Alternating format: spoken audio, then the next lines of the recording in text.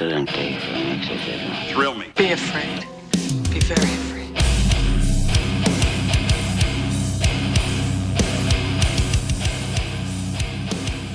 What's up, everyone? Welcome to the Horror Flicks and Guitar Picks podcast. I'm your host, Tim, and today I'm joined by one of my favorite returning guests, Candy the Final Girl of the Pot of the Damned. How's it going? Pretty good. How are you? I'm doing great. I'm stoked to talk about Street Trash from 1987 with you, the original. Before we do that, do you mind telling the people about, Pot of the Damned and where they can find it and what you guys do over there? Yeah, I am one of the co-hosts on Pot of the Damned. You can email us at potofthedamned@gmail.com. You can find us on Instagram, Facebook, Threads, Blue Sky, TikTok, all of that at Pot of the Damned. And Ren, who is a friend of both Tim and I, he's a co-host with me on our Trash Talk, which is part of Pot of the Damned. You can follow us. You can follow Ren at RenXXX or me at Candy the Final Girl, and also all that stuff's on Pot of the Damned as well. And Tim was a recent guest of ours on that. Oh, yeah. They chat about Faster Pussycat Kill Kill, which by the time this episode drops, it might be almost like the same week or like within a week apart because this will be the end of the month as well. So, yeah. Oh, yeah. And of course, on Pod of the Damned, you guys you review horror movies, but one of the fun things that makes a difference is that you guys have this huge leaderboard that every time you rank a movie, you get audience participation, along with all of you guys, as well as if you have any guests, and you put the score all together into an average, and then you have this huge leaderboard with all these movies on it that people can go check out and stuff. And every week, you just never know. We're at the point where we're like, is something ever going to break the top 10? And like, our most recent release with Night of the Living Dead was the only thing that's broken the top 10 in probably a couple of years. I was really happy. I was going to be fucking angry if Yeah. that wasn't going to do that. I'm like, if there's anything that has a chance, it may be Night of the Living Dead. Yeah, that's always one that you got to worry about it suffering from people, like audience participation and people saying like that it doesn't hold up, you know what I mean? That saw it late in life. Because like that's one for me. I'll be honest, I don't really enjoy it, but if I was like, just because I do get a little bored by it, I love scenes, moments in it and stuff. I'll just watch Tom Savini's though nowadays. But I um, like both. I was gonna say I know you're a fan of Tom Savini's as well, so I know you agree with Oh, me there. But big Tom Savini fan.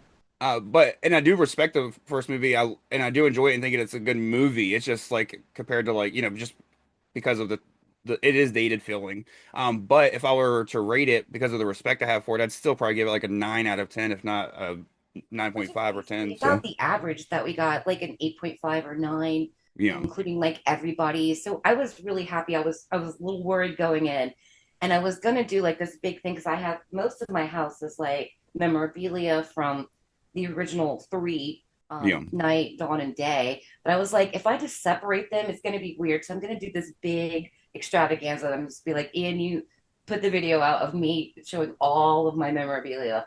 That is like, I don't know, that's kind of like my main jam. I love trash and I love other things, but like Romero is where it started for me. I started watching like Night of the Living Dead was like when I was 6 kind of thing. So it shaped me as a horror fan. So I was like, I really need this score to be high. Most of the time I'm like, I understand people's complaints, but like, no, Night's got to be the one. So I really championed that and I was pretty happy with it. But as far as like anything else breaking the top 10, I don't know what else could at this point because there's like over 150 movies on yeah. And there. you So guys I'm have like, you've done a lot of the big hitters for sure.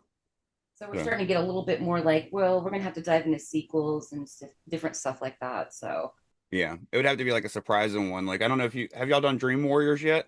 no, I've been championing for it, but like, so I would co-host, like guest co-host before I fully joined, and Yeah. I've always been like pushing, and they're like, well, we've done the original, and I'm like, no, you need to do 3. What about 2? I'm like, no, let's go to 3, and then we'll edit and we'll figure it out. But 3 has to be done. So we're trying to like dig into that more this summer, do quite a few sequels. Thank you. No, I feel you. We're just now doing our first franchise at the moment with Phantasm, but of course That's these a episodes. choice. That's an No, interesting one. it was one that we kind of came to organically too. We kind of were going back and forth doing our picks as well. Like Steven would pick one, I'd pick one, vice versa and stuff. And then if we had a guest, they would pick and stuff. But it was one of those that, as we were talking about Mandy, we somehow got in the conversation about Phantasm and decided that we wanted to dive into that next because I watched the original one all the time, but we were both like in agreement that the sequels are very much due for a revisit, and it's one of those that just the franchise in general doesn't get enough love, so figured it might as well. Plus, it's 10 years since Ravager came out, so now it's kind of like a 10-year anniversary of the end of the franchise. So Right. And see, like Phantasm was another one, sort of like Street Trash. Like usually it's me getting my husband into movies, and Phantasm and Street Trash came with him. And that's shocking because normally I'm the one who's seen just about everything. And I'm like, those are ones that were kind of around. I saw the original Phantasm when I was a kid, but I was like, I never went further. And then I started going further with him. And I'm like, with Phantasm, I'm like, you like this? Or how do you feel about this? He's like, no, I like it. I'm like, sometimes I do. yeah. Sometimes I don't. We just had that talk with Hellraiser because we did Hellraiser 2 most recently, Oh and yeah. that'll be out by the time this is out. But like talking about sequels, so I think it's a good intro for us digging into sequels. But Yeah. yeah, so and Street Trash was one of those. Like Sean had always just like went on and on about it, and I'm like, I used to see it. My mom ran a video store when I was a kid, and it was a mom and pop, so it was great. And she let me rent whatever I wanted, and she would recommend stuff. And it's around the time that Street Trash came out that I really was already a horror fan because I'd seen like the Night Dawn Day, and I'm like, what next? Yeah. So I it was there and it looked cool, and I just never got around to it. It was not a movie that my mom was into, so when Sean's like, "You haven't seen Street Trash," I'm like, "I thought about it, but I never got around to it." So when we watched it the first time, I was like, "Yeah, this one is different than Phantasm. I really like Street Trash." Yeah. No, Street Trash was one for me that was kind of the same way. It was in same way as Phantasm. Phantasm was a little bit more in the like the zeitgeist for me. Like they had shirts at Hot Topic when I was younger growing up that I saw and I was like, "Ooh, what's that?"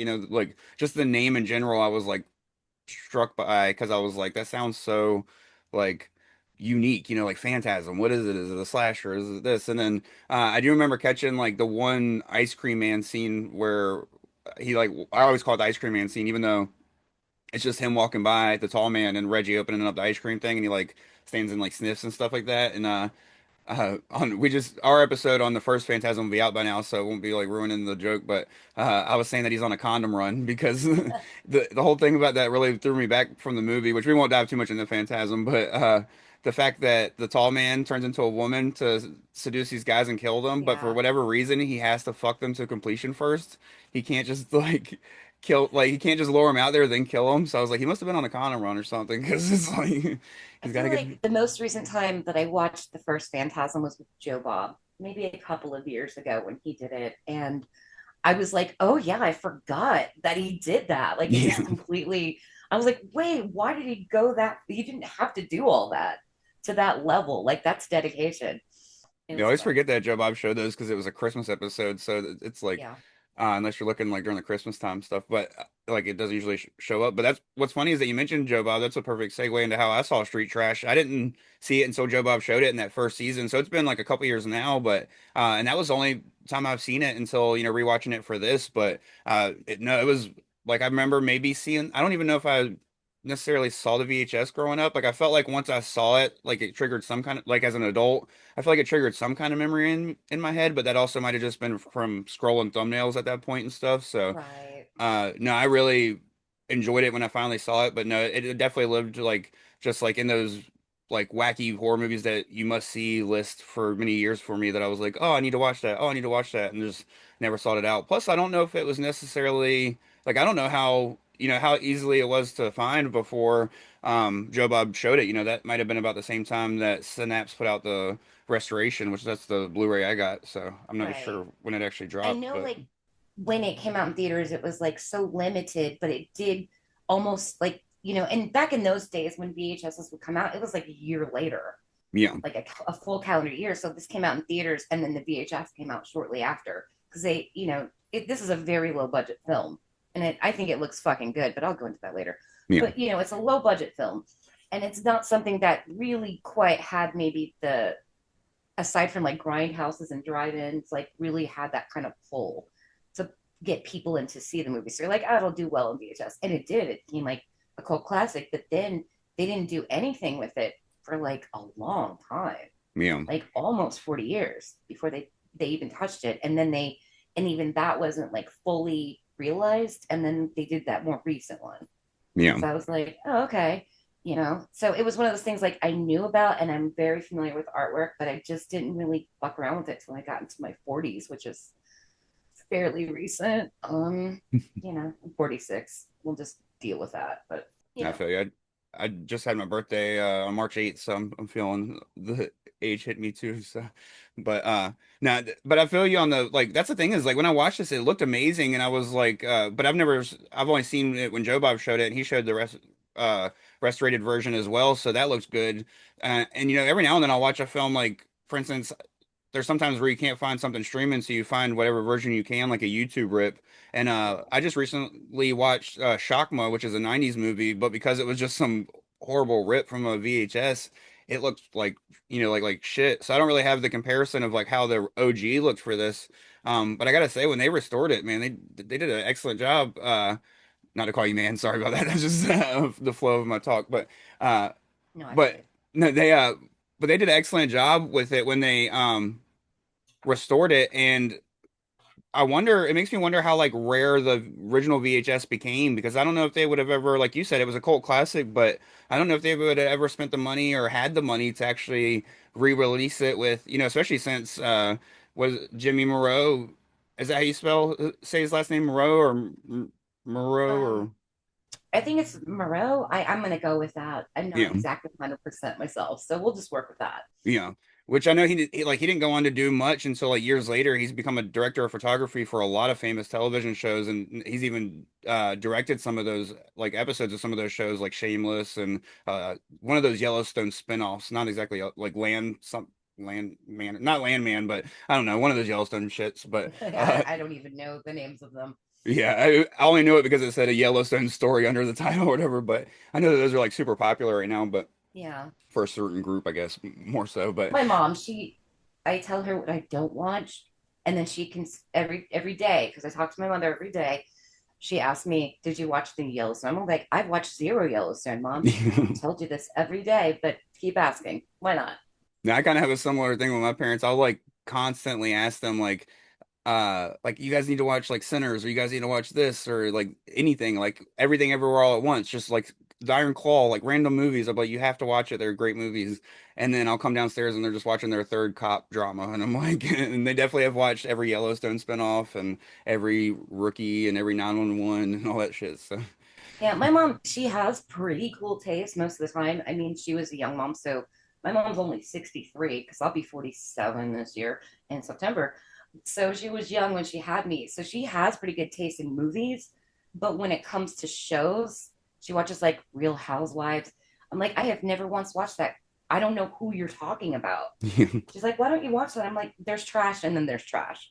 yeah. I'll stick with the good trash. Thank you. Like I can't, I don't fuck too many shows. Like I don't fuck with them. Sorry, I don't fuck any of them, but I don't fuck with too many shows. Like unless it's like Joe Bob or Mystery Science Theater or Riff Tracks or something like that. Like I just mostly, or I'm really excited for season three of, um, well, it would be the Vampire Lestat for season three, but Interview with the Vampire. I'm very like super excited for that. I should say. Oh yeah. No, I'm What kind of about the you? same way. There's so many shows nowadays that I kind of rewatch my old ones. Yeah, it's hard to like commit to a show because like it's already hard to find time to watch all the movies I want to watch, and that's like one and done, for the most part. So no, I'm with you. I watch like It's Always Sunny in Philadelphia constantly, and like and it was kind of the same thing for me with The Last of Us. Kind of like I'm sure you were a fan of like the Anne Rice books as well as the original Yeah. movie and stuff. So I it was gave reading you those way too young, those books. I'd have to go to yeah. my mom, what does this mean? And she'd embarrassingly just tell me and let me read the books. I'm like, all right. At least you didn't like do the parent thing where she gave you like a fake definition for everything, so you went around thinking that it was like it Well, meant this and stuff. she implemented something I implemented for my children. And they've turned out okay. They're grown ups. But if you ask me a question, I will answer it like honestly, but to a level of your understanding. I'm Yeah, not going to lie, because I think that hurts more. But maybe that's just because I grew up fucked up and weird, but I'm still okay. I yeah. don't know. Like it worked okay on me, I guess.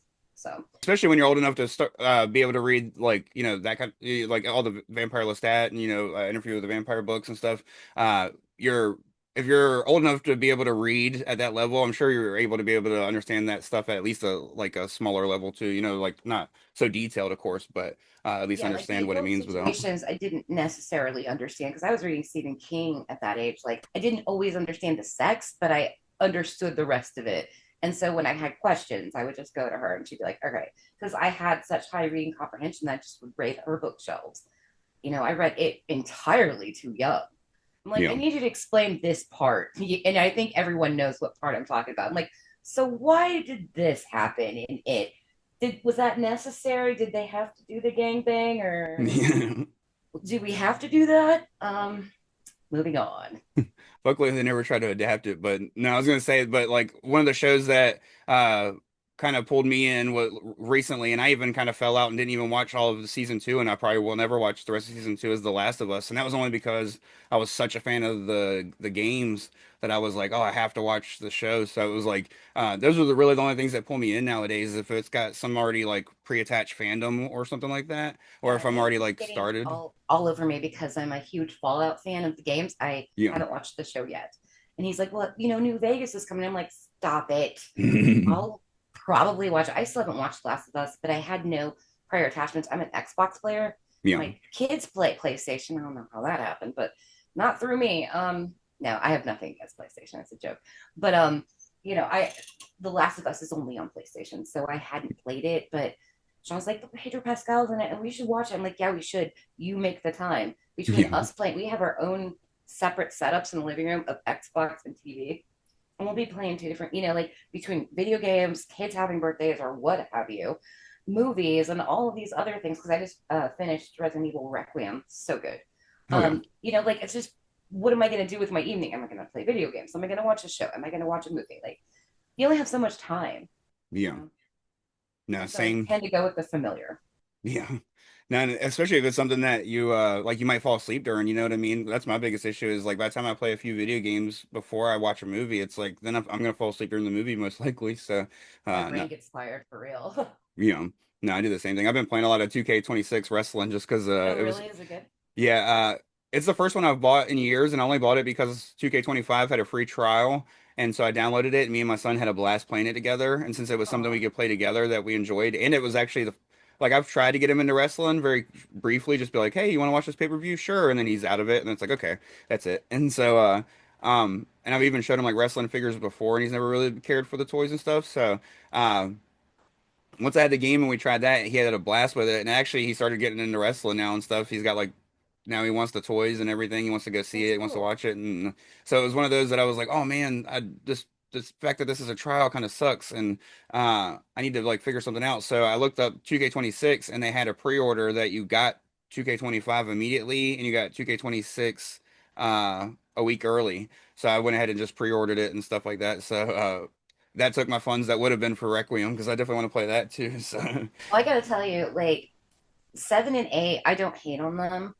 and 6 was just absolutely abysmal. yeah, God, I had pre-ordered that, stood in line at midnight for that shit. I was angry. yeah, Um, because I loved all the way up to 5. I even liked 5. So we're talking like a lot of people don't like Resident Evil 5, but like so Requiem, I was really pumped from the trailer. Got it the day it came out, and I was like, this is the game I've been wanting since 5. yeah. It's that good. It Oh yeah, is, there's really no overhype for it. So I was just like, now I'm gonna play through all the remakes. So I'm doing the Separate Ways part of 4, but it's fun. It made me want to go back because I was so kind of had this bad taste in my mouth. Like 7 and 8 are kind of like should be in universe, but I wouldn't call them like Resident Evil. They're yeah. trying to like sort of do a Last of Us thing, and I don't know. It doesn't work for me. My kids like it. That's fine. Whatever. But Requiem is the game. Oh yeah. Yeah. But Now, anyway, I'm so bad at being on people's shows because I do what I do on our show, and I just ramble about anything that's on my mind. So I'm so sorry. You can ring me at any time. Bren's used to it at this point, even now. He's like, okay, Candy, let's go. Come on. And I'm like, oh yeah, thank you. Um, Street Trash. This is a very Joe Bob movie. yeah, Um, and I've been, when we talk about like on Trash Talk, I've been sort of like digging into movies I haven't seen or haven't seen in a long time. And the fact that like Street Trash is a very 40-second street kind of movie, which is kind of what I'm researching and writing, my novel and my nonfiction book are about specifically that type of thing. And considering it takes place in New York and excuse me, and all of that, it's very like, oh yeah, this is really my jam right now. So I've just been spending a lot of time with it. And it's a really like for as grimy and scuzzy, I mean, you feel filthy. It doesn't feel like makeup when you watch it, feels like filth. It Yeah. is disgustingly sticky, gross, melty shit. I'm into that. And so, and it's very colorful. And so I don't have a street trash shirt because I pre-ordered a bunch of stuff from Fright Rags at the beginning of March dropped a big street trash thing. So I ordered a bunch of shit then, but I went with the colors like black and neon. This is my SLC Punk shirt, but Hell yeah. um Second favorite movie like of all that. time, so that's a good That is choice one as of my well. favorite movies of all time. It Oh is yeah. an absolute gem. But like, yeah, I tried to go with the color scheme at least, but I just love the colors. And one of the things that I was familiar with before I saw the film was the guy holding the chain pulled to the toilet as he's melting into it.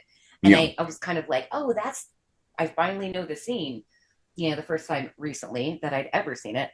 And I was like, oh, I get these references, but it just feels nasty. Like you have just some it is like I think I read somebody's review like this movie is out to offend absolutely everybody. I think Yeah. it succeeds. It's gross. Yeah.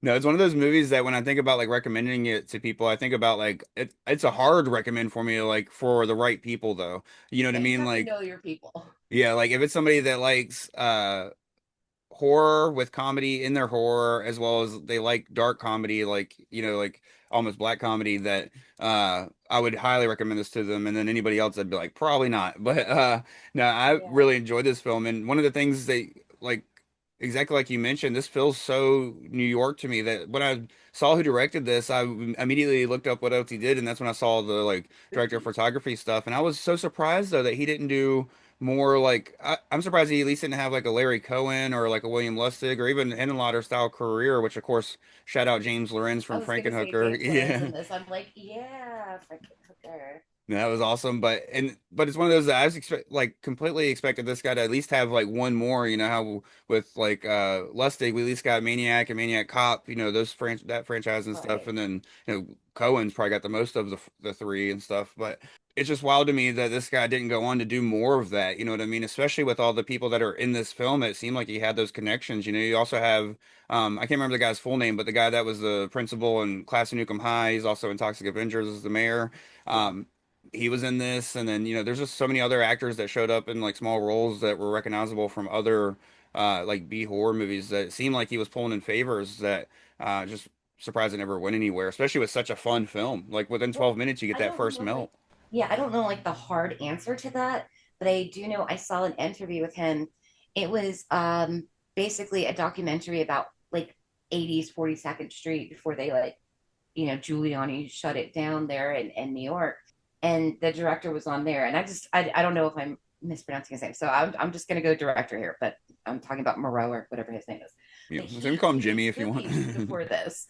And Spookies is not my jam, but I understand why, because it was a very long sequence with him where he was explaining the movie he shot and then the movie they wanted.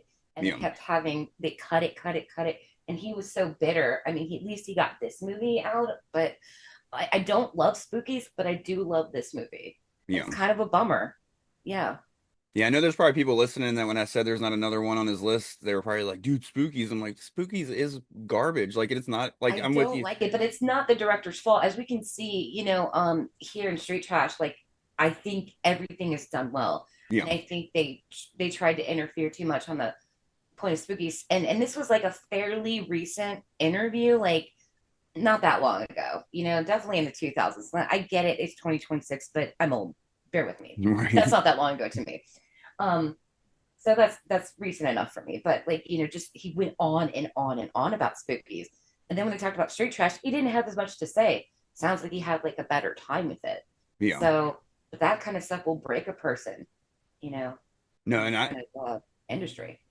and that's pretty much exactly like what I like that's what I was gonna say about Spookies was when I said that it's garbage, I was gonna say it's fun garbage. Don't get me wrong, but it's definitely not. You could tell that it's not the director's fault. You could tell that there was a lot of things just thrown together, and something happened in there that in the editing and all this other stuff. And this feels like his first actual movie that he got to like realize and stuff like that. Right. And don't get me wrong, one of my few negatives that I was going to bring up in my rating, but I'll go ahead and just say it now. You know what I mean? Is the fact that some of the early stuff does feel a little muddled. You start to get introduced to all these storylines that at first you feel like you're getting introduced to storyline after storyline, like the pilot of Game of Thrones, but like you're not Yeah. getting like moved forward on any of them. And then eventually they all get moved forward, and they all come together in the end and stuff, which I do really enjoy. But just the way Yeah. that they're edited early on, I feel like some stuff can move forward first before I don't know. It just feels like a lot going on at the beginning, but it all comes together in a way that makes sense. And uh, you said it perfectly by saying this is a good Joe Bob film, because to me this is like the perfect party film because there's so many standout fun moments, from the melt scenes to the monkey in the middle with the severed dick scene pretty Yeah. much Watch uh the dick. to just some other cool kills, like the big bad homeless guy pretty much. What was his name? It starts with a B. I can't remember but Bronson. Bronson. Yeah, yeah. Bronson like takes that one guy out of his car and like smashes his head through his own windshield and shit. And so much happens so quick. Like you get that first melt that you talked about, the iconic one where he's holding the chain within the first 12 minutes. But even before that, you get Bronson slamming the guy's head through the thing. You get the guy, the other homeless people like making jokes about like shitting themselves and stuff like that. And that whole conversation got me weak, where he was like, Yeah. because he kind of gives her like but that's one thing I also like about this film is the dialogue, because it's goofy, but it feels real, because the guy literally Yeah. is like, It's I've been not struggling holding to, back. It's not trying to be polite at all. yeah, these guys are brash people. And I mean, the movie is definitely in a world of its own with, the way that the homeless people have like this kingdom pretty much. But that conversation is so like realistic in the way that he's like, I'm struggling to shit pretty much. And he, instead of, saying something completely goofy back, he gives them true advice. He's like, oh, put some raisins in your, Your hooch. yeah, your hoochies, like just stir it around or whatever, some fiber. He's So like, it's it sounds just, like bullshit, but it's not.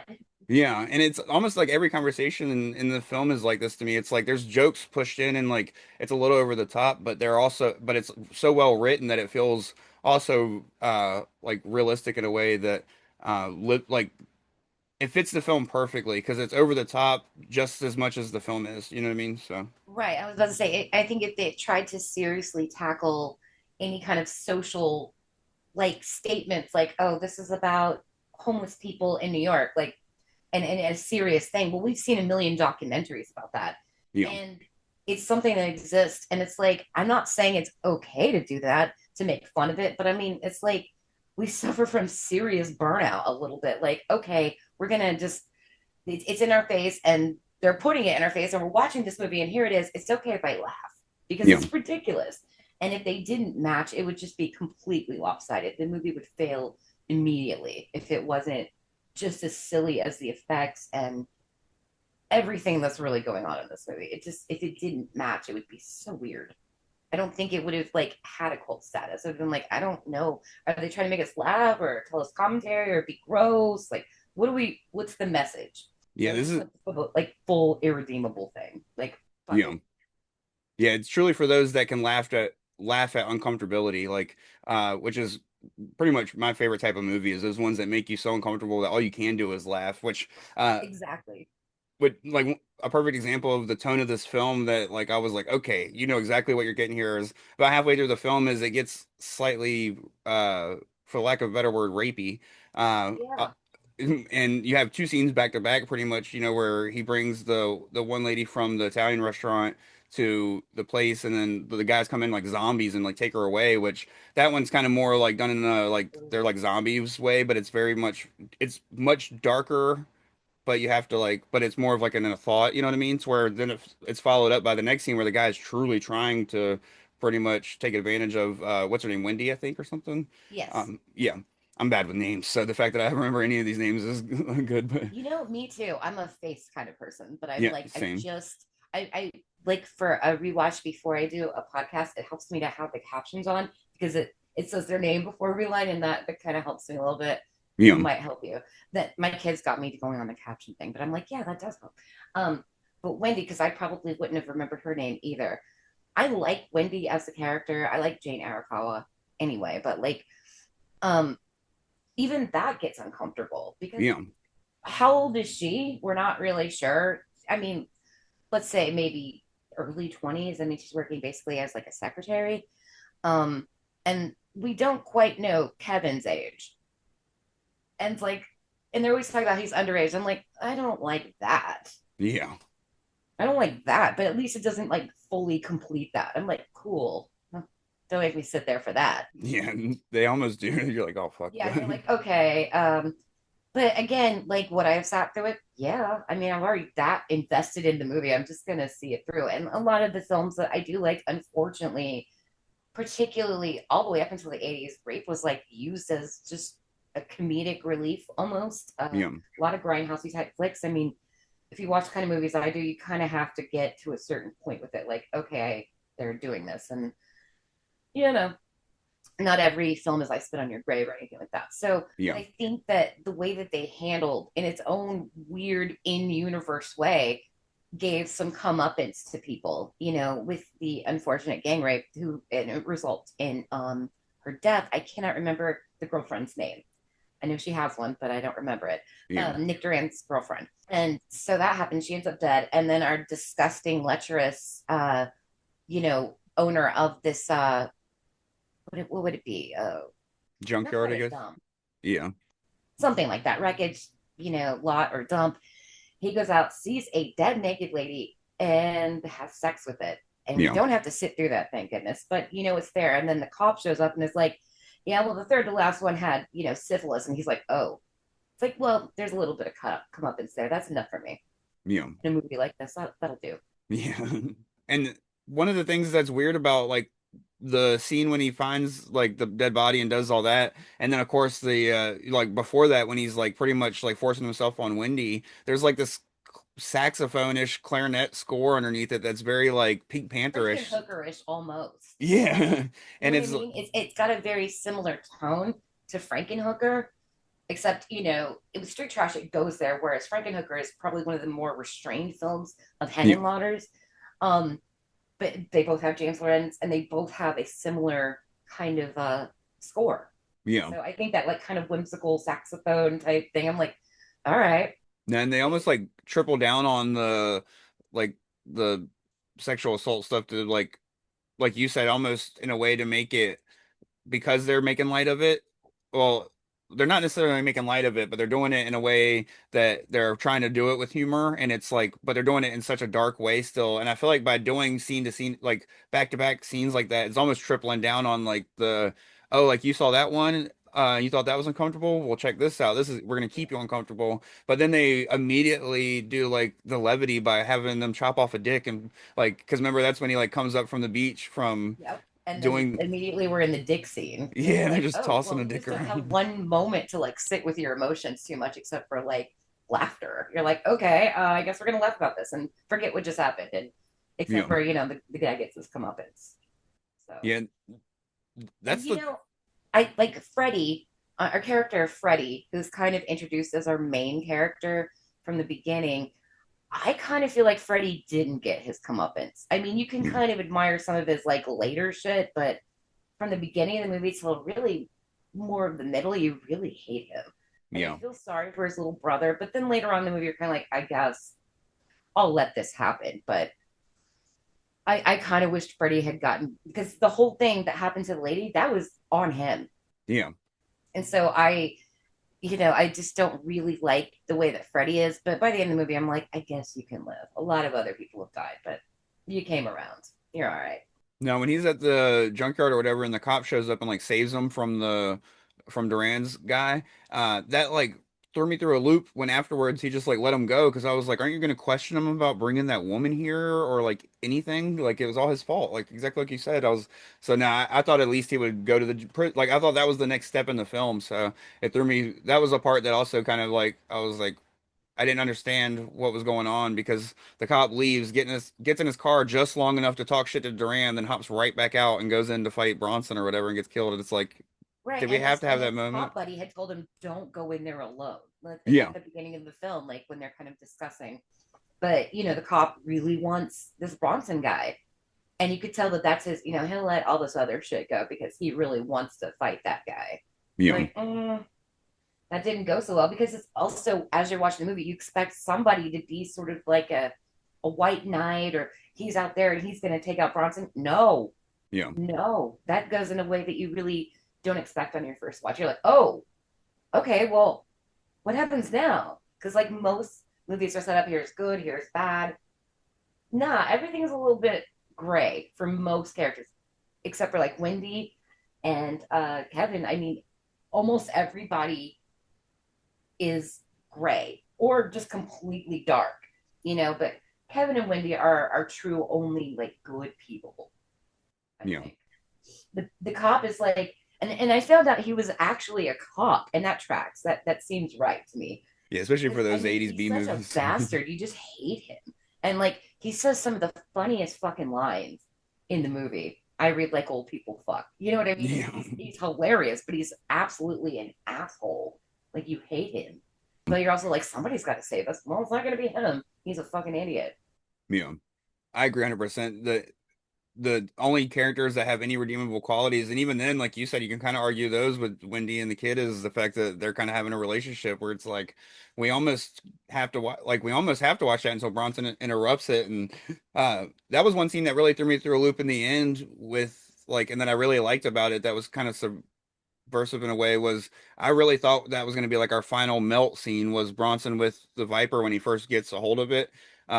I thought for sure that he was going to drink it, and that was just going to be like this super crazy cool melt, to kind of one up all the others. And instead, when the girl takes it from him, I was like, oh shit, that's not how we're taking care of Bronson. So, to have like more of an ending after that was pretty cool. And I feel like instead of feel like it doesn't feel like a tacked on ending after that or nothing. It feels very like the ending we earned, with Bronson actually going up against the few protagonists in the film. So Yeah.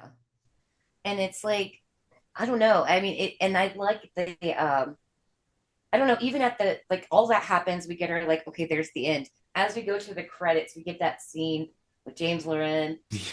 I don't think his character has a name, with Duran and Lawrence is just like, basically busting his balls, as they would say in Goodfellas, because the guy who plays Duran was in Goodfellas.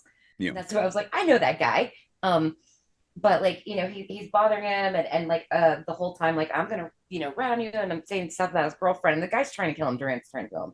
But yeah, he ends up like getting his hands on like the Tenafly Viper that James Lawrence character has, and drinks it, and he's like, I'm the Don now, and all that. It's like, it's funny right there before we cut to like the full credits. I'm like, yeah, kiss yeah. your prick, it's melting down the stairs.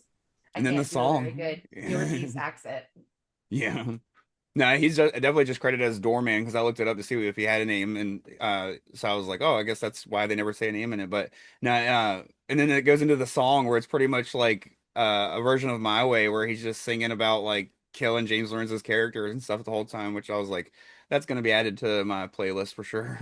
Yeah, But it's funny as hell. And it's just, and even in the vibes of that, you get a little bit. I mean, I don't know if it's just, and you're a big music person too. I got very strong Frankenhooker score vibes here and there, and on the soundtrack as well.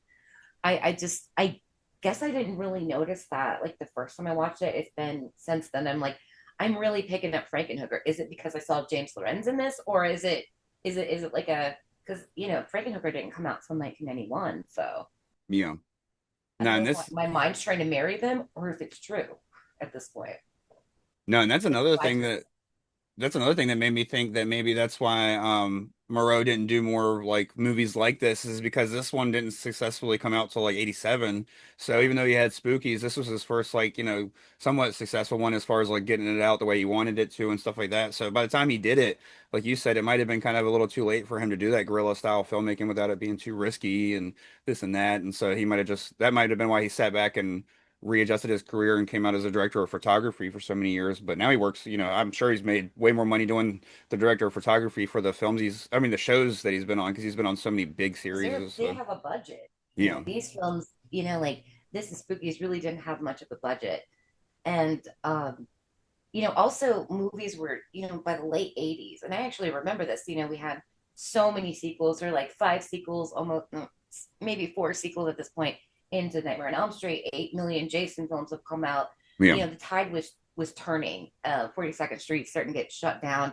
In New York, where most of the grindhouses were. I mean, there were some on the West Coast, but I mean, everything was changing, getting ready for the 90s, and everything got toned down. So I guess you had to like ride with the tide or not. I mean, Henenlotter turned to documentaries, like people would love another Henenlotter film, but they also didn't like bad biology. So what do we do here? Yeah. It's weird. So I Nah. think that there was just a shift in movies, and that's why we have such a terrible time with horror and trash in the 90s because it really wasn't there, not Yeah. too much. No, I agree. This would be a good double feature with both Frankenhooker and The Stuff is what it made me think The of. Just stuff, yes, that's it, what I was thinking. Frankenhooker because of say what up, kitty? You gotta go there because you're just gonna be Mine are in terrorized. here. But every time I get on the podcast, he comes to get some loving at some point because it's when he's like, I want If attention I now. record in the other room, my cats jump on my laptop, so that's why I have to be separate from them. But Enough. He might be back. I'm not sure, but so with Frankenhooker, it's a good pair because it's got the same vibes, as well as like tone and fun, but also pushing the envelope on certain stuff. I would say show Frankenhooker first because, like you said, this one doesn't hold back. Yeah, and Hooker is very toned down for Head and Lauder. It's got very little gore. It's still offensive in like the right ways, but it's a little bit more user friendly. yeah, yeah, because I mean, even Like this. your first one's free is Frankenhooker. Yeah, and honestly, I didn't think about it because the reason I was going to say the stuff was because I was going to say of the substance that kills people and stuff like that in unique ways. And of course, you show the stuff first because again, street trash goes further. But you got super crack and Frankenhooker, so I mean, you do have the substance that kills people in crazy ways in that too. So, no, Frankenhooker would be like the perfect pairing with this. And like you said, it's And almost I like it because James Lawrence in both. yeah, that's what I was about to say. Is it's one of those that like you almost start to feel like you said when you first think about it, you're like, oh, am I just thinking that because he's in both? But it's like there's so much more to it than just that. It fits Even the perfect. color So scheme, because I was just yeah, thinking one of my Frankenhooker shirts is the same color scheme. I could have just worn Frankenhooker. I don't know why I yeah, didn't do that, but whatever. SLC punk shout out. But yeah, I mean it's very similar in a lot of ways, but they're also their own entities. But that would make it an amazing because I was thinking the stuff as well. It was like it's another from around that time where it's a food or a drink that kills you and it's gross and you melt and whatever. But no, I think Frankenhooker would be better. yeah, That's just my opinion. I'm a big Ken and Lauder fan. yeah. It'd be a good triple feature. Start with the stuff, go Frankenhooker, then what's it called? But the only reason it'd be nice to leave the stuff out is because then you could have the James Lawrence double feature. So, Yeah. And but it's kind of crazy that you didn't really see him in more. yeah, Because Frankenhooker was also extremely successful for what it was. Because yeah, like, other people were like, you gotta see Frankenhooker. Like I remember that being like a big deal. They made a lot of money for Henenlotter in Henenlotter money, yeah, if that makes sense. So we're no, still not talking a lot, but even yeah, brain damage, I think, but God, where would you put brain damage? That's a dark that has some serious moments. Never mind. We'll take brain damage back out. yeah, I think brain damage is a very serious film, even though it's goofy as fuck. But yeah, I mean, street trash. I think Moreau was quoted as saying, and this was him quoting somebody else in this documentary I saw him in, but he was saying that people say to him all the time, it's the best trauma movie that trauma never made. And it does have that like trauma vibe. yeah, Because I grew up on a lot of trauma. Like I would get Full Moon and Trauma like screeners. And back in the VHS days, what screeners were, and you get these from like the independents, mainly Full Moon and Trauma. They would yeah, send them to the rental places to try to get them to buy some to put out for rent. And it was like a free copy of the movie. So I saw a lot of that just because my mom bring it home. They're free. Watch it. Not yeah, knowing I was watching fucking Trauma because you can sit down and watch it. I'm like, what the hell? But yeah. yeah, it does have that trauma vibe without really, I don't know how to put it. Street trash is a little bit more polished than trauma. Does that seem right? Yeah, that's what I was about to say is that And even if street trash has no polish. So take that for what you want to, but street trash has a little bit more polish. what's funny is my copy of Cabin Fever that I have on DVD is one of those screener copies that says on it like rental Not for copy sale, for yeah. yeah or whatever. So I but got a lot of cool things like Puppet Master toys and demonic toys. I have a whole bunch of Chucky dolls. They even sent for Chucky 2 when it came out on yeah, VHS. I have Chucky dolls from that. So interesting. I got a lot of like cool swag, but Yeah, Hmm. it does have that trauma vibe. Yeah. But trauma is just so. I like trauma and I like Lloyd Kaufman, and he's a wonderful person to meet. If you ever get the chance to meet him he's at most horror cons. He's a delightful human being. But you're just like, how does that make that? Yeah. No, So and yeah, Street Trash just it's like a dressed up version of like an early trauma. yeah, I feel like it's doing all the same things that Trauma does, just at a level like the camp level is just tuned down just enough that it's not because like everything in Trauma, like even watching the original Toxic Avenger, all the bad guys are just like screaming every line out of their Yeah. like nothing is spoken. And at least in this, it's like I wouldn't necessarily say the acting is good in this, but it's definitely better than Trauma, or at least they're Yeah. trying something different. Like in Trauma, they're trying to be goofy. In this, it's like some of the camp comes from the like bad performances on accident, you know what I mean, or stuff like that. But even all the like goofy, like some of the best acting comes from the goofy characters in this, like the one guy that like shows up with a gas mask and like robs the grocery store and Oh, Bart, stuff. yeah, he's hilarious. Yeah, I love he's probably the best performance in the film in my opinion. And maybe next to Bronson, just because Bronson's unhingedness is fucking awesome in my And opinion. But a former actor here, but like it's so much easier to play a bad person or a bad guy or whatever and be camp and be big because that's why people like are drawn to the villain roles because they're easy to do and they're a lot of fun than say like our protagonist which has like all these monologues and all these lines but they never get to do anything fun with the role. So I think just turning Bronson up a notch had to have been incredibly fun. That seems like a fun role to play. But yeah, I mean, it tracks for that role. yeah, It works because he's a maniac, basically. yeah. None. I love the fact that the weapon he uses to kill the cop is a fucking bone. It's like, what the hell? This, Yeah, isn't it like a femur or something? And he sharpens it. yeah. Man, we didn't even mention all his like flashbacks and shit to like his like war Yeah, days. It's like he's even got that dream where he has like J Japanese vampires, which is like a nod to other stuff that like other horror movies and stuff. Which I know that the guy that did Rock and Roll Nightmare did a Japanese horror film called Jeepers or something like that. yeah. Is it John Michael Thor? Is it Nickel John Michael Thor, the guy who did Rock and Roll Nightmare? He's like the main character as well. He had a band called Orchestra. Well, he was the main actor, but I'm thinking of the director, the guy Joe or John. Hold on, I'll be able to tell you in 2 seconds. I don't know why I thought John Mike. I just when I think of that or like Zombie Nightmare or something, I think of John Michael Thor. But clearly he was the star and not the director. Don't listen to me. The I same was guy that directed Black Roses too. yeah, because he had they used a lot of the same actors in those. John Fasano. Hmm.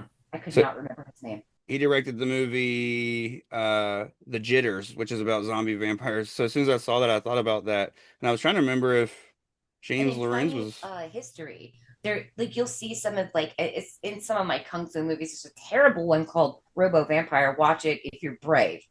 I say that strongly. It's hard to get through, but it's kind of funny at parts. But like in Chinese mythology or whatever, there was these hopping vampire Yeah, zombie things, and they're like so goofy and weird. But there's quite a few movies about it, but they're usually like if from that time period, like way underground or just really really bad. But yeah, it yeah. reminded me of that. Yeah, I didn't even know about the only reason I even know about the Hoppin' Vampires and the in Jitters is because I had Frank Dietz on the show, who's in Black Roses, he's in Rock and Roll Nightmare. He's in which is funny because I think in Rock and Roll Nightmare he plays like a detective, and then he's literally one of the main high schoolers in Black Roses, which came In out Black like Roses, and he like was 2 years also later. in Zombie Nightmare. He Yeah, was a detective in that, and it's like, well, what is he? He looks too old. We always make this comment. He looks too old to be a student in Black Roses, and he looks too young to be the detective in these other movies. Like, yeah, but I guess John Michael Thor and him got along really well as well. Like they were yeah, in two of those movies they were together, and I guess he's a animator for Disney now, which is different. Not yeah. really where it's saw his career going, but No, and he also but he was pretty much in all of John Fasano's movies, which he did four. He did Rock and Roll Nightmare, Zombie Nightmare, Black Roses, and then The Jitters. And so I watched The Jitters before the interview, and that was the first time I was like, "What the fuck is this?" So I decided to like look it up, and I was like, "Oh, that's a thing, hopping vampires." And so yeah, yeah, I first ran across it in some old, it was like mixture of like action kung fu. I can't remember the name of it, but it was like from like maybe the early 80s. And I'm like, what the fuck? Yeah. and they put like these scrolls on them that have these spells in Chinese. And I'm like, I need to look into this. Wow, that's a thing. Yeah. And I will say that for anybody listening, some of those American made ones are pretty racist. I'm not gonna lie. So it's Yeah, watch them yeah, and they remember are. when they were made, I guess. But and don't know that they're not coming recommended for that reason. But No, that uh, is not the reason at all. I'm just mostly in more just of this. like the goofiness. Yeah, I was gonna Like, say more than wow. just to watch them and like see like it's kind of one of those things that I feel like everybody needs to witness. Like this is the thing that happened. Like they made these types of movies. But Yeah, uh, like the Robo Vampire, like they were smoking weed yeah, and then they had the spells and then they hopped and I was like, I don't what the fuck? yeah, So no, no. again, it's not for the racist things, it's just like what the fuck. So Yeah, if you want a what the fuck movie, watch that. But if it's bad, don't come after me. I'm sorry. It is bad. right, yeah. If But I'm saying it's bad, it's bad. But but yeah, sorry. no, you're fine. Before we wrap up and rate the movie, the only last thing I wanted to really touch on myself, and then of course, if there's anything else that you wanted to touch on, was all the melts. Would you say that that first one's your favorite? That's my favorite because, and mostly because of that scene where his like right as like as soon as it starts, the way that his ankles separate from his like at the shin, pretty much it like separates Oh, from he the has rest of that his really cool body. like finger melt. And I thought, I mean, if you watch a lot of horror movies, you can tell it's prosthetic, but it Yeah, looks fucking good to this day. yeah, I think I would stand by it. So I mean, I think that's probably our most in depth melt. But there are so many funny ones along the way, like yeah, or ones that I just think are really cool because I like the colors and I like how they do it considering the budget. I believe and I don't know the actor's name because I don't have it in front of me, but the man who played Freddy was also the effects guy, right? I mean, yeah, he's one of the effects guys. And yeah. so I cannot remember his actor's name, so I apologize for that. But so he was like doing Mike these effects Lackey. and then being in a shot, and I'm sorry, Mike Lackey. Sorry, I didn't mean I should and have yeah, waited till you finished. My I bad. knew it was a Mike something, but I'm like, I'm gonna fuck this up, so I shouldn't try. But I like the melt when we finally get Wizzy's melt, Yeah. like, and it just goes full on the eyeball sliding off. Like that's a pretty cool one. Or when the larger gentleman, homeless gentleman who drinks it, blows up. You know that's a cool one, and I still think it looks pretty good. Yeah. No, I Fun, agree. they're fun effects. If you were an effects person, this is a smorgasbord. Then yeah, he was one of the effects artists, and then the lead effects artist was a woman named Jennifer Aspinall, which shout out to her. She's still working in the business today. She does makeup at the Oscars, which I guess that means she did Conan's weapons makeup just recently, which is Yeah, awesome. But she also did Once Upon a Time in Hollywood. She was on that crew, so she's working with Quentin Tarantino not too long ago. So pretty that's badass to awesome. have like an impressive like resume like that, and then in all lowercase letters, street trash. I Yeah. would do that loud and proud though, but I'm sure maybe she does because that's what most people when they talk about this film, they're like, "Oh, the effects are great," and that's what Sean would always say to me. "Oh, street trash is so great. The effects are so cool," and Yeah. that's really all he would say about it. That's he's a man of few words. You have to be if you're married to me, I guess, but you know, and it's like, okay, these effects still look great.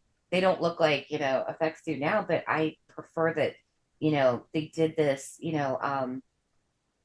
these real effects instead of like obviously there wasn't quite CGI yet, but it looks better, it ages better. Yeah. Does it look perfect? No, but I think if it looked perfect, it shouldn't be in this movie. Yeah. No, this movie has nothing perfect about it, and I like it that way. But no, I agree. The makeup effects in this stand out so like even to this day, like watching it over again, there's so many funny moments, but the makeup effects are great and like pull you in with every scene. Like even to when he's just shoving that guy's head through the window, or when that guy just gets a little bit dripped on his face and he's melting like that way. Yeah. No, they stand out. And it's one of those things I like you said, I'd be proud of it too, even if it was just putting the effects parts of the movie in the reel. You don't have to put the, all the other wild shit that happens. And then even though the head itself like doesn't look perfect. I love the scene at the end where Bronson's head gets blown off and they show his decapitated. The body itself looks completely real to me, and then the Yeah, it head does. in the head it looks like slightly fake, but the fact that the eyes and mouth are moving are enough for me to be like that fucking rules. So Well, I had a thought today when I was watching that scene there with Bronson's head. I mean, compare it to 1985's Day of the Dead, where we get a very similar effect from Tom Savini, who was like God tier in practical effects. It's not that far off. Yeah. It's really, you could almost put it in like maybe a C, but in the same class. It's Yeah. pretty good. No, And I I think agree. it aged better for having the practical effects. And that's one of the things that, studios are going back and doing because they're hearing all of this horror fans going, the practical effects, though, the thing still looks really fucking good. And a movie, when they did like that, the prequel, people are like immediately like, that's dog shit. It looks terrible with the CGI. Like, do practical. Yeah. So I think maybe they're starting to listen. Well, and plus with the restoration of these old films, like of course they're gonna clean up that shit. So if I was watching it on a tape in the 80s with that grain, that head might look so much more realistic, So Right. kind of like one of the scenes that are two scenes that always stick out to me is like they should have left them alone or paid more attention when they were restoring them is Angela with Judy's death in Sleepaway Camp. When you see the silhouette, it's obviously um her cousin in a wig, Ricky in a wig. And then there's the scene in Candyman where he kills the psychiatrist and gets pulled through the window. And ever since they restored that, you could see the wires on him when he The harness, yes. yeah. And that doesn't even bother me though. I think if you put out like a quality product and a straight trash quality product depends on who you are. I Yeah. think it's an enjoyable movie. I will watch many more times. Oh yeah. But like if you're enjoying it, you can forgive little things. Like, Yeah. regardless of this little thing, like I watch the original Evil Dead like all the time. My son's name is Ash. Like obviously I'm a fan. But in Evil Dead 1, those effects were shit a lot of the time. You can Yeah. see the tubes and all this other shit. It does not detract from the movie one bit, except for maybe a little giggle, but I'm like, I still love it. Yeah. You know, Oh People need to yeah. be a little bit more forgiving if they are fans.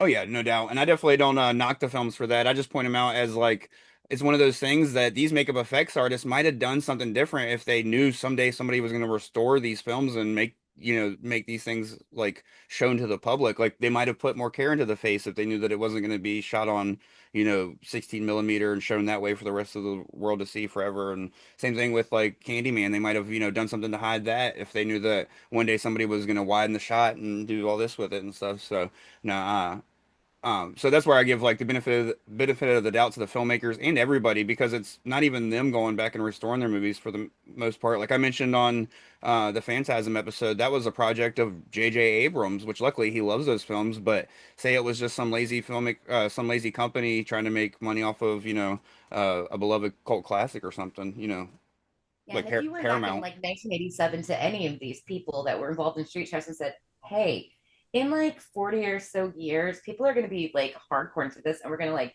digitally restore it," they'd be like, "What? Yeah, Who wants to watch street trash? Like, even we don't think it's going to be very good, But lo and behold, there are people like us, people who are coming to it for the first time, like me. Like, I just dodged it my whole life on accident, but I really enjoy it. It's so fun, but be warned. It is one of those. I'm gonna treat everybody like the friend. I'm not sure how they're gonna react to it. If you're gonna watch it for the first time, pay attention to the things that we've said and go in there, or decide maybe that's not for you. It's yeah, not for everybody, but it's definitely my kind of movie. I think we need these to balance out some of the other movies. Like, there's nothing redeemable about it, and that's okay.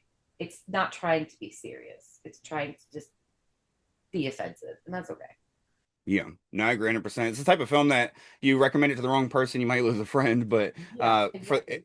for the Like people that I it's love for, like stuff like I Spit on Your Grave, and I like funnier stuff. Like Pink Flamingos. You have to be careful who you recommend Pink Flamingos to. yeah, They're like, what the fuck? So I have to like get a read on them. I have to have been friends with them for a while. Like, all right, you're ready, or yeah. maybe this isn't for you.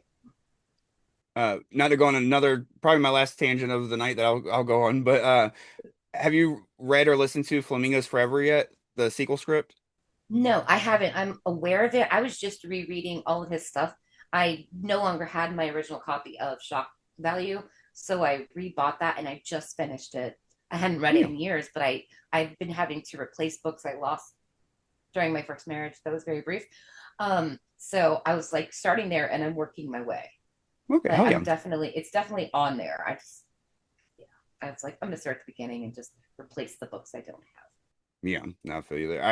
I picked up Liar Mouth off of Ren's recommendation, Yeah, and Rin was just raving about it because I know he finished it fairly recently. yeah, and so I wanted to read that after I finished The Shining because I also wanted something. I have so many Stephen King books on the list that I wanted to get a few things to put in between. Like a So I picked up palate like cleanser. yeah, I picked up Liar Mouth and like Final Girl book support group. Oh my God, I am the biggest Grady Hendrix fan. I just got my mom reading him. She's reading his recent one, Witchcraft for Wayward Girls. Every single one of his books is a banger. Oh Have yeah, you read We Sold Our Souls? this would be my first of his. I Okay, just We Sold Our Souls is about a metal band. oh hell yeah, that'd be the next one In then. the I'll get that. 80s, and every single chapter is from a metal band. Oh fuck yeah, no, And then definitely it it's gonna be my goes next later. one. And the music is extremely important. That is like when you mentioned Grady Hendrix, I'm like, if you haven't read this, that is the book for you. Hell yeah, no, That's I'll probably go ahead and pick it up soon and just have. I'll probably actually, if I pick it up before I finish Liar Mouth, I'll probably read that before reading Final Girl, just it because is it's 100% up your alley, and it does not disappoint. All of his books are bangers, but that oh one yeah, has you written all over it. I fucking loved it because I was like, oh, cool. That's a reference to this song by this band that So I was a big metalhead. I'm less metal and more punk yeah, now, but like in my youth, I was a big metalhead. So I was like, a lot of it I recognized from the '80s. I was like, oh, cool. oh That's yeah. neat.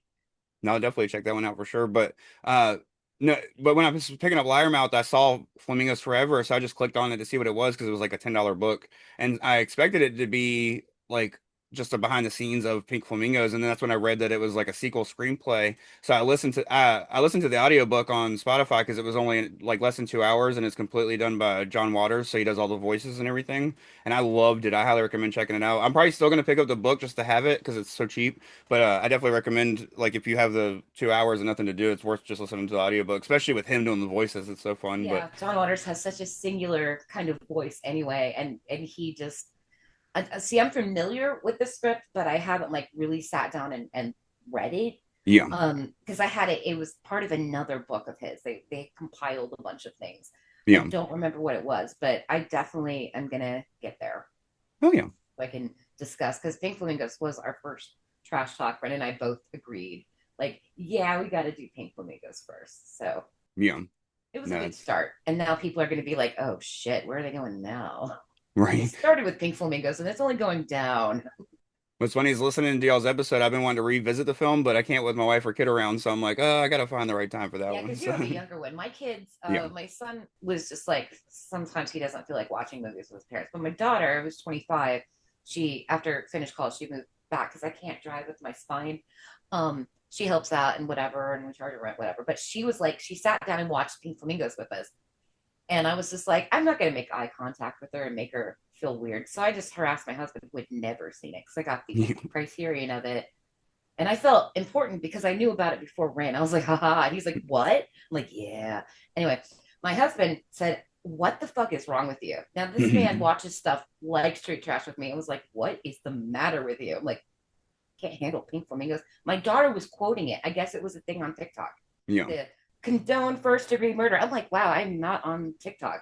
So it's kind of cool. yeah.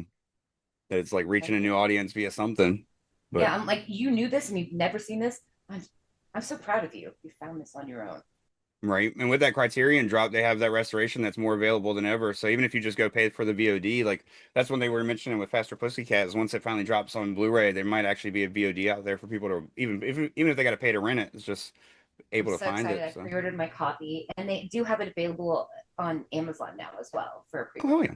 I'll instead definitely go of just pre-order it then. Orbit. I did it through Orbit because I like to support smaller Yeah. things, but it is available on Amazon. So if you're looking for that, sorry to bring Faster Pussycat Kill Kill in here, but that's the Mhm. last thing I did with them. So, but yeah, you can pre-order it now that we're going to have a full restoration of Faster Pussycat. You won't have to watch it on a crappy version. Oh yeah. And I The definitely go movie check. still looks good. Yeah, no, that restoration on YouTube is great. So I'm excited to see what they do with the actual like company doing it for a Blu-ray. But no, definitely perfect timing to bring that up though, since we're towards the end of the show, so go check that out. That episode I'm sure is either out or going to be out soon. So uh Faster but Pussycat drops this Sunday.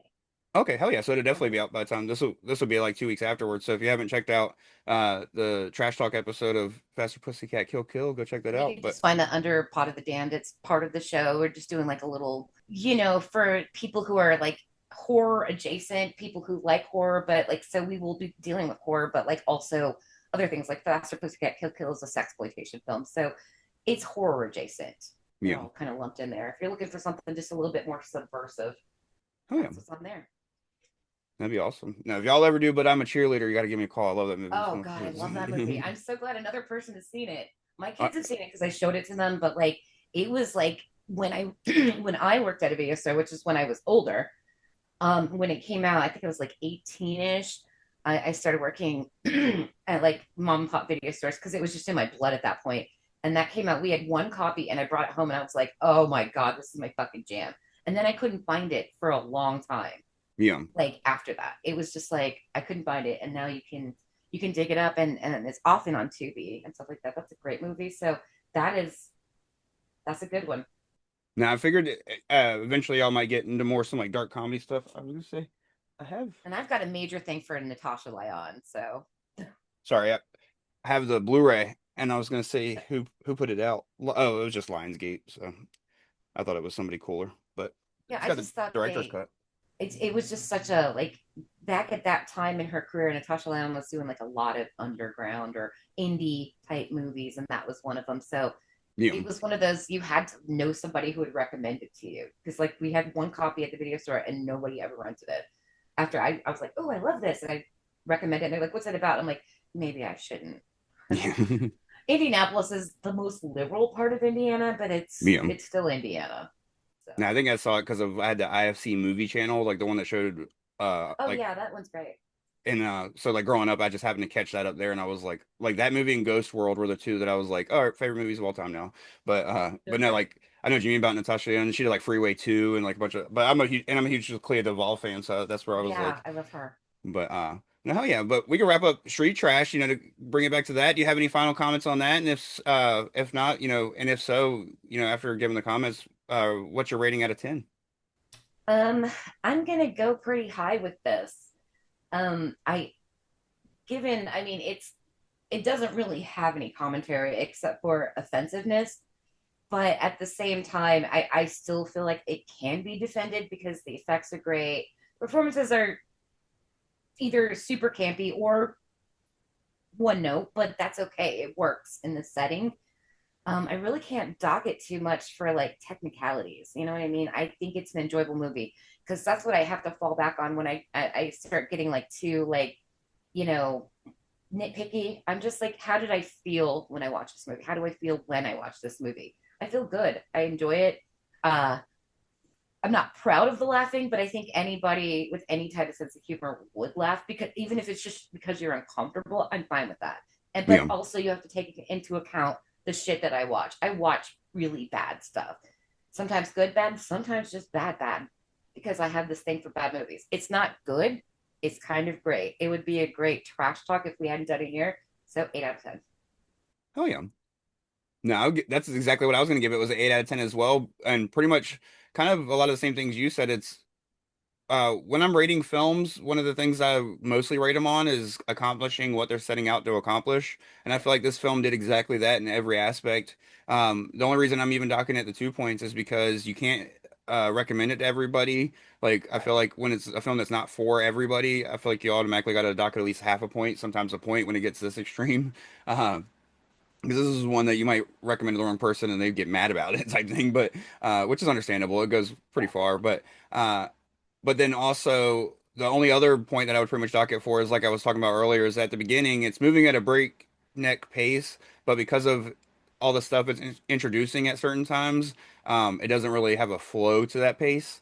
That doesn't it picks that flow picks up about halfway through the film in my opinion, or at least like about 20-30 minutes in it picks up a little bit better with the flow, but uh no, it's one of those things that this film, once it starts, it's fun immediately. You get that first melt within 12 minutes. You get another one within like the 30 or 40 minutes. That's when I feel like it starts to like really flow as that second melt. And then you get like all these other scenes that have nothing to do with melting, but are crazy effects from the severed dick to the head being blown off by the big freaking tank thing. So no, this one was just a blast. If you get in a room with like-minded people or even people that are kind of talking through the more dark scenes, and just Yeah. enjoying the fun shit.